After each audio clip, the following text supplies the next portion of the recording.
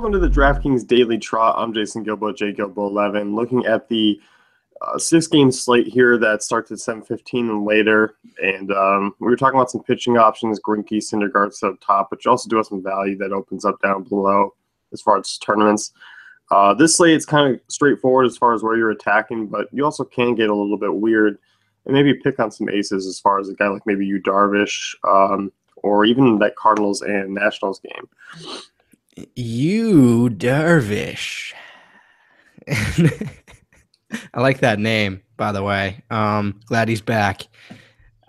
We had to focus on the Chase Andersons of the world. I think there are some guys to target. I think there are some cheap stacks to throw out there. Again, I like paying up for pitching tonight, so that's where I'll be.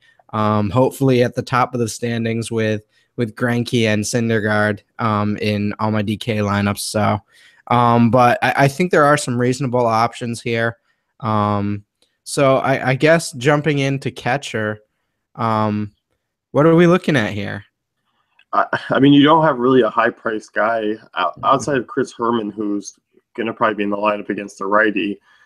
I mean, 3,600 is not a bad price, but if you're rolling Syndergaard, Greinke, maybe you do want to go cheaper, but he would be the guy I'm looking at as far as a GPP cash game guy if I can kind of afford, if you're spinning down to a Miley or something. Right.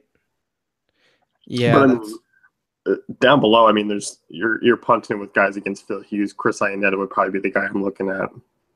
Yeah, I think that's fair. So last night, Pittsburgh popped up ball on the optimizer. They were everywhere. Marte, McCutchen, and the optimizer was like, hey, Russ, here's some money. And I was like, why would you give me money? And then I smacked it down and pushed him in a puddle and walked away. And then they scored 10 runs. So is Pittsburgh something to think about today? And I'm looking at Cervelli 2,800. Are they one to look at and maybe not necessarily worry about the pitching matchup as much? I think you can as far as GPPs go. I'm not necessarily sure I'm touching them in cash. I mean, I know the park factors are great. The Vegas totals are still high, but it is still Yu Darvish. I mean, I know when he's on. But, I mean, he could very well show a ton of rust today and get hit hard, or maybe only pitch 5 innings because he's a little bit wild. And that means you're going to see a Rangers bullpen that's been awful this season for the rest of the game. So they're playable, but I think I'm sticking more towards GPPs. Right. They're probably not your first option, but they are in play for tournaments, especially. I like making a few more lineups on these nights and going less cash. So Derek Norris obviously paid off big last night going against Greinke tonight. Probably not someone you're looking at to double up on 2 days in a row. Yeah, I'm not. I mean, especially if you're taking Greinke, you won't really need a steep low anyway. I mean, you could look at guys like Carlos Perez for the Angels, 2,600. I mean, you're probably going to end up punting 2,300 for Kurt Suzuki. Yeah. Keiko and Miley, they're going to get the lefty-righty matchup. So overall, it's a pretty bland night. But I think Iannetta is probably my favorite just because of how hard Phil Hughes has been rocked by right-handers. I think that's a good call. First base here, and you got Goldschmidt sitting up at $5K, and then you get a $1,200 drop-off down to Pujols. Goldschmidt's by far just a GPP play for me at that price tag because, one, you're not going to be able to really fit him into a top price lineup, so you're going to have to pay down at pitching, which if you're paying down, it's going to be a GPP move anyway. Oh, you can fit him in if the rest of your guys are all 2K. Yeah, probably not going to work out if you pay up for pitching tonight and Goldschmidt. And I mean, he's been really inconsistent in some really plus matchups lately. So it's not tough to trust him, but this early season sort of slow start is not something that's winning you money right now. So at $5K, that seems overpriced for him right now. If you look at today's slate, I mean, Goldschmidt 5K, hitting 243. You look at Pujols hitting 219. I know. Zimmerman 226. Yeah. Prince Fielder $194. Ooh. You got Adrian Gonzalez going up against Thor. Mitch Moreland 220. So you are not getting a quality first baseman who's going to have a great 2016 track record. So Yeah, and even Jaso, who sometimes a value is 3,200 against Darvish. So it's kind of like yuck. Mauer against lefty on lefty. I think I like Marwin Gonzalez. He's first and third eligible, but that's far from a sure thing as well. So it's tough. It's tough out there on the streets. it's a horrible night at first base, and Yeah, it's bad. I think God, we've racked on him multiple times, but Prince Fielder 3,700 just seems to be the way I'm going to look. Just with these lefties against Nicasio, I think that's just going to be the play. I mean, great ballpark. Nicasio has been hit hard by left-handers, and I think the Rangers lefties come in as kind of my number one team, or my number one option. So I don't necessarily hate Fielder here. Yeah, I'm with you. And obviously Adrian Gonzalez down there at 2,800. You can't touch him tonight either. So, tough night at first, which means like Adam Lind will do what he does, like 3 home runs randomly or something like that. But no, I think this might be a night to fade, and maybe one guy pops up for the min tonight, and you throw him in there. Yeah, and Lynn's a good call because I do like him, but you wish he was kind of still that same value of down low. He's not a value anymore. Yeah, but I mean, you're all on the same boat, but I think Lind and Fielder kind of stand out. And if you're paying down at pitching, I mean, you obviously just go up and get that elite name in Goldschmidt. Yeah, absolutely. So, second base here, you do have some options up top, and you're kind of forced to pick. But if you're paying up at pitching, it's kind of tough to do so. But I think Cano is kind of my guy for just 300 more, just in a slightly better matchup going up against Phil Hughes, even though Daniel Murphy's been great this season as well. And everything considered, I think I'd rather pay up for Cano right now than I would Goldschmidt. Obviously, they're in very different positions in terms of position. Love Gene Segura as well. As I mentioned, I like Houston righties against Weaver. I think that the top 3 there, Altuve, Correa, Springer is an interesting, expensive stack for tonight. And I always love Murphy, man. So I know. I'm definitely paying up here tonight. I think this is one where you definitely pay up. Mm-hmm. And I mean, there are some decent cheaper options. I mean, Neil Walker, 3,400 is a Mets bet I'll take a chance on against Maeda. Walker's starting to come around of late, so got a guy who does have some pop. And I know we were talking about Pirates as far as being non-cash game guys, but Josh Harrison at 3,100, he's hitting over 400 over the last 10 games, and at a 3,100 price tag, I'm not necessarily. I don't hate paying up for at a weaker position like second base. I mean, where maybe you can spend the extra couple hundred elsewhere. Right. Yeah, I think that's a fair call. Yeah, you mentioned 34 for Neil Walker. That's probably a fair deal considering price compared to all those other guys, but I definitely think you're losing some edge when you go down to him. Mm-hmm. You are, and I mean, if you're kind of banking on also Keuchel struggling again, I mean, some of those Angels middle infielders kind of open up some value as well. Mm-hmm. So, third base here, and this one's kind of a tough call for me. I like Kyle Seager, I like Jake Lamb, both 4,000, 4,200. So it's not a bad price tag for either one. Jake Lamb's kind of had the recent hot streak, so I think I'm leaning towards him in a better ballpark as well. He kind of stands as really my top option there. I think I'm gonna do the dance in the tournament lineups with both of them. So make a Cano Seager lineup and then a Cano Lamb lineup to be super weird. So yeah, I do like those two as options. I think Rendon is in play as well. Rendon. He's in play as well. Obviously against Wainwright. I'm not worried about him. Going down the list a little bit, Jung-Ho Kang. I still think some of these guys are playable. I mean, certainly 3,300 puts him in play just because of his upside. Yeah. I'm not necessarily afraid of Maeda tonight in these bats, and I think in cash games, these are reasonable prices for guys hitting in 1 through 4 in the order. Yeah, I think that's an interesting place to go for sure. I mean, you look at Wright, 3,600 home run in the last 3 games. I mean, obviously, I'm not expecting that to continue, but hitting in the top of that order, I think it's certainly playable. Definitely. Drury, 2,700 against Vargas. I think that's an interesting piece. Obviously, he fits in multiple positions.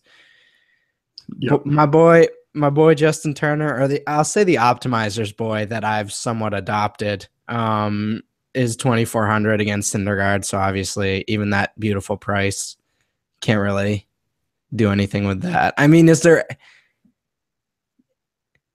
in your heart of hearts, is there any way you can fade Syndergaard tonight and make a weird Dodgers, maybe he gets shelled stack lineup, or is that just not even in 20 lineups? No. No, okay.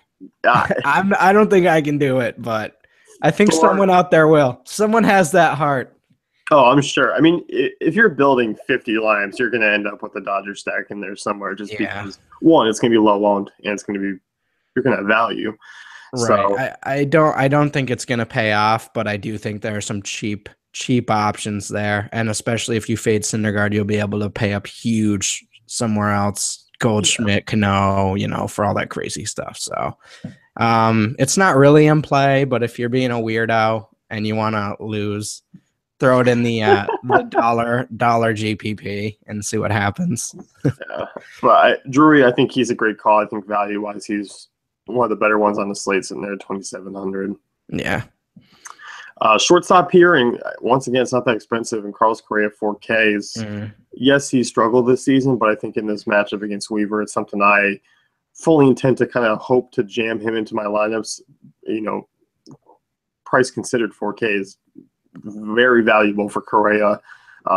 Especially, I mean, you 300 more than Alvis Andrus. I mean, that's not a pivot enough to make me go down to him as far as a salary relief play. Yeah, no, I like Correa. Obviously not what you've wanted in terms of production lately, but again, I think you just kind of keep going to the well at that price. Just keep forcing him in there. Get that shoehorn. What about your boy Aledmus Diaz, 3,300? I mean, he's not in a perfect spot tonight. I'll admit that. He wasn't the other night, and he got a homer. So I think you keep throwing him in there, but you definitely are starting to see him regress off that sort of 350 average he had a few weeks ago. So, yeah. I mean, it's coming. He's hit a rough patch here, but I still think he's in play, especially tonight. Yep, I'm with you. And with Odor out suspension, Jurickson Profar, 2,900 is a guy who opens up some salary relief at a weak shortstop position. So I think you can spin down to those guys. I still think that middle infield for the Angels of Pettit isn't a bad option as well. Definitely. So looking at outfield, I think it's going to be kind of tough to pay up for a guy like Mike Trout tonight, 5,200. I'm leaning towards Bryce Harper at 4,800 if I am paying up. Which interesting. Is a little bit contrarian. I think it's kind of rare just because of one, they've been complete opposites of late. I think you like Keuchel. I think you like him. No, I think you like him to some degree, but I'm not expecting 5,200 to be. I'm not expecting Trout to hit that monster upside that you need at 5,200. Yeah, I'm okay with him if you can fit him in, but I mean, fit him in comfortably and reasonably, and like we were talking about with Goldschmidt, not with 22 to 2,400 guys all around him. So, I mean, if you do pay down, maybe not off a Syndergaard, but off a Greinke or something like that, maybe you can fit him in. But yeah, that is expensive. But on this slate, I mean, YOLO bros and ladies. Going a little bit lower, George Springer, 4,500, I think is where you're probably drawing the line, I'm saying, as far as paying up at outfield, yeah. Yeah, I think you look at Springer versus Weaver. I like that matchup. Again, I like that top three. I don't really want to play them alone. Obviously, Springer alone paid off the other day, but I think your odds of hitting on one of those three is really good, and two of those three is actually pretty decent as well. So I like those three together. Yeah, I agree with you. And Nomar Mazara is a guy at 4,100 who I'm in love with tonight. I mean, talked about Nicosia struggling with lefty, and Mazara is a guy who I'm dying to get into 95% of my lineups tonight just because of, one, he's absolutely on fire.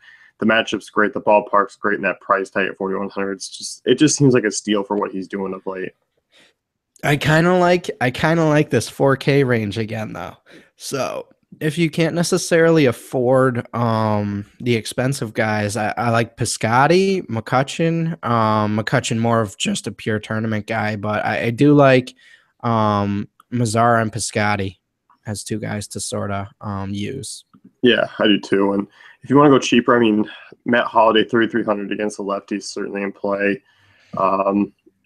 Miguel Sano, I mean, I might have some Miley shares tonight. I probably will have some Miley shares, but 3,400 for a guy with monster power against the lefties, certainly playable as far as tournaments go. Definitely. So what are we thinking about the top of this Mariners lineup? That it's kind of intrigues me. I'm looking at Aoki here, 3,400. I think that could pay off, especially if you play a Cruz and a Seager in a lineup. I think you might want to throw one of those top two in as well. I think you sort of have to as far as a value purpose goes. Yeah. I don't think you're necessarily. I mean, one, you're going to get the correlation play, which is nice. So I still think you're kind of drawn into that. The price tag's not bad. I mean, he's a good table setter, puts the ball in place, so you got to like that. Definitely. Yeah, and I mean, ceiling of around 10 to 12 points, but I mean, that's fine, for him for 3,400. That's what you're looking for. Yeah, and if you're going cheaper, I mean, the Arizona lineup fluctuates quite a bit, so you're probably going to see some value open up there. And if Michael Bourne's in the lineup hitting up top 2,800 is something I see him being incredibly valuable on tonight's slate and would become kind of an easy plug and play in cash games. And we already touched on Drury, but I think both those outfielders are those Arizona outfielders. I expect one of them to be in the lineup. I'm hoping both, and I would easily plug them in as far as a lineup. You're going to be doing quite the dance with Drury if you're making a lot of lineups because he's just going to come out appealing in a lot of spots. Oh, I only have 2,900 left at outfield, and then he's just going to be right there. And you're going to be like, all right, fine. Then you're going to throw him in, and then you're going to win everything, guys. That's how it works. And then you send Drury a thank you note. Yeah, you should. That's going to wrap things up here with the DK Daily Trot. Be sure to check out DaveFantasyCafe.com for all great tools and content.